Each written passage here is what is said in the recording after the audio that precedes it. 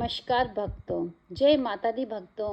आप सभी को शारदीय नवरात्रा की हार्दिक शुभकामनाएं। आज की वीडियो में हम आपको सुनाने जा रहे हैं नवरात्रि के तीसरे दिन सुने जाने वाला अध्याय। आपसे प्रार्थना है कि वीडियो को अंत तक सुने, क्योंकि अधूरा नहीं सुनना चाहिए। पुराणों में लिखा है, अध्याय शुरू होने से पहले चैनल को सब्सक्राइब अवश्य कर लें और अंत में कमेंट में जय माता दी अवश्य लिखें। देवी द्वारा सेनापतियों सहित महिषासुर का वध। ध्यान। श्री जगदम्बा के श्री अंगों की शोभा उदय काल के सहस्त्र सूर्य के समान है। वे लाल रंग की रेशमी साड़ी धारण किए हुए हैं। उनके गले में मुंडमाला शोभित हो रही है। दोनों स्तनों पर रक्त चंदन का लेप है। वे अपने कर कमलों में जपमालिका, विद्या, भय और वर नामक मुद्राएं धारण किए हुए हैं। 3 नेत्रों से सुशोभित मुखारविंद की बड़ी शोभा है। उनके मस्तक पर चंद्रमा के साथ ही रत्नमय मुकुट बंधा है तथा वे कमल के आसन पर विराजित है। ऐसी देवी को मैं भक्ति भाव से प्रणाम करती हूँ। मेधा ऋषि बोले, दैत्यों की सेना को इस प्रकार तहस नहस होते देख महादैत्य सेनापति चिच्छुर क्रोध में भरकर अंबिका देवी से युद्ध करने के लिए आगे बढ़ा। वह असुर रणभूमि में देवी के ऊपर इस प्रकार बाणों की वर्षा करने लगा जैसे बादल मेरुगिरी के शिखर पर पानी की धार बरसा रहा हो। तब देवी ने अपने तीखे बाणों से उसके बाण समूह को अनायास ही काटकर उसके घोड़े और सारथी को भी मार डाला। साथ ही उसके धनुष तथा अत्यंत ऊंची ध्वजा को भी तत्काल काट गिराया। धनुष कट जाने पर उसके अंगों को अपने बाणों से बीन डाला। धनुष, रथ, घोड़े और सारथी के नष्ट हो जाने पर वह असुर ढाल और तलवार लेकर देवी की ओर दौड़ा। उसने तीखी धार वाली तलवार से सिंह के मस्तक पर चोट करके देवी की भी बाहीं भुजा पर बड़े वेग से प्रहार किया। राजन, देवी की बाहें पर पहुंचते ही वह तलवार टूट गई। फिर तो क्रोध से लाल आंखें करके उस राक्षस ने शूल हाथ में लिया और उसे उस महादैत्य ने भगवती भद्रकाली के ऊपर चलाया। वह शूल आकाश से गिरते हुए सूर्यमंडल की भांति अपने तेज से प्रज्वलित हो उठा। उस शूल को अपनी ओर आते देख देवी ने भी शूल का प्रहार किया। उससे राक्षस के शूल के सैकड़ों टुकड़े हो गए। साथ ही महादैत्य चिक्षुर की भी ध्वजिया उड़ गई। वह प्राणों से हाथ धो बैठा। महिषासुर के सेनापति चिक्षुर के मारे जाने पर देवताओं को पीड़ा देने वाला चामर हाथी पर चढ़कर आया। उसने भी देवी के ऊपर शक्ति का प्रहार किया, किंतु जगदम्बा ने उसे अपने हुंकार से ही आहत एवं निष्प्रभ करके तत्काल पृथ्वी पर गिरा दिया। शक्ति टूटकर गिरी हुई देख चामर को बड़ा क्रोध हुआ। अब उसने शूल चलाया, किंतु देवी ने उसे भी अपने बाणों द्वारा काट डाला। इतने में ही देवी का सिंह उछलकर हाथी के मस्तक पर चढ़ बैठा। उस दैत्य के साथ खूब जोर लगाकर बाहु युद्ध करने लगा। वे दोनों लड़ते लड़ते हाथी से पृथ्वी पर आ गए और अत्यंत क्रोध में भरकर एक दूसरे पर बड़े भयंकर प्रहार करते हुए लड़ने लगे। तदंतर सिंह बड़े वेग से आकर आकाश की ओर उछला और उधर से गिरते समय उन पंजों की मार से चामर का सिर धड़ से अलग होकर दिया। इसी प्रकार उदग्र भी, शिला और वृक्ष आदि भी मार खाकर रणभूमि में देवी के हाथ से मारा गया तथा कराल भी दांतों, मुक्कों और थप्पड़ों की चोट से धराशायी हो गया।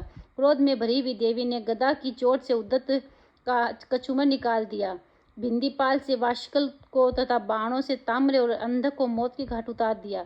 3 नेत्रों वाली परमेश्वरी ने त्रिशूल से उग्राश्य, उग्रवीर्य तथा महाहनु नामक दैत्यों को मार डाला। तलवार की चोट से विडाल के मस्तक को धड़ से काट गिराया। दुर्धर और दुर्मुख इन दोनों को भी अपने बाणों से बीनकर यमलोक भेज दिया। इस प्रकार अपनी सेना का संहार होता देख महिषासुर ने भैंसे का रूप धारण करके देवी के गणों को त्रास देना आरंभ किया।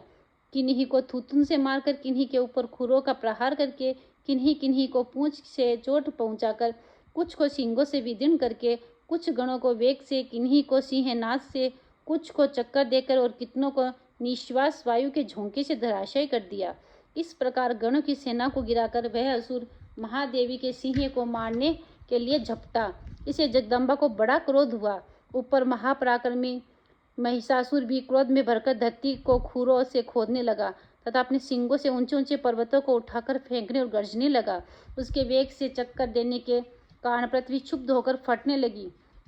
उसकी पूंछ से टकराकर समुद्र सब और धरती को डुबोने लगा। हिलते हुए सिंगों के आघात से विदीर्ण होकर बादलों के टुकड़े टुकड़े हो गए। उसके श्वास भी प्रचंड वायु के वेग से उड़े हुए सैकड़ों पर्वत आकाश से गिरने लगे। इस प्रकार क्रोध में भरे हुए उस महादैत्य को अपनी ओर फटते देख चंडिका ने उसका वध करने के लिए महान क्रोध किया। उन्होंने पास फेंककर उस महान असुर को बांध लिया। उस महासंग्राम में बंध जाने पर उसने भैंसे का रूप त्याग दिया और तत्काल सिंह के रूप में वह प्रकट हो गया। उस अवस्था में जगदम्बा ज्यों ही उसका मस्तक काटने के लिए उद्यत हुई, त्यों ही वह खड्गधारी पुरुष के रूप में दिखाई देने लगा। तब देवी ने तुरंत ही बाणों की वर्षा करके ढाल और तलवार के साथ उस पुरुष को विभिन्न डाला। इतने में ही वह महान गजराज के रूप में परिणत हो गया तथा अपनी सूंड से देवी के विशाल सिंह को खींचने और गरजने लगा। खींचते समय देवी ने तलवार से उसकी सूंड काट डाली। तब उस महादैत्य ने पुनः भैंसे का शरीर धारण कर लिया और पहले की ही भांति चराचर प्राणियों सहित तीनों लोगों को व्याकुल करने लगा। तब क्रोध में भरी हुई जगन्माता चंडिका बारंबार उत्तम मधु का पान करने और लाल आंखें करके हंसने लगी। उधर वह अपने बल और पराक्रम के मध्य से उन्मुख हुआ राक्षस गरजने लगा और अपने सिंगों से चंडी के ऊपर पर्वतों को फेंकने लगा। उस समय देवी अपने बाणों के समूह से उसके फेंके हुए पर्वतों को चूर्ण करती हुई बोली। बोलते समय उनका मुख मधु के मध्य से लाल हो रहा था और वाणी लड़खड़ा रही थी। देवी ने कहा, ओ मूढ़, मैं जब तक मधु पीती हूँ तब तक तू क्षण भर के लिए खूब गर्ज ले।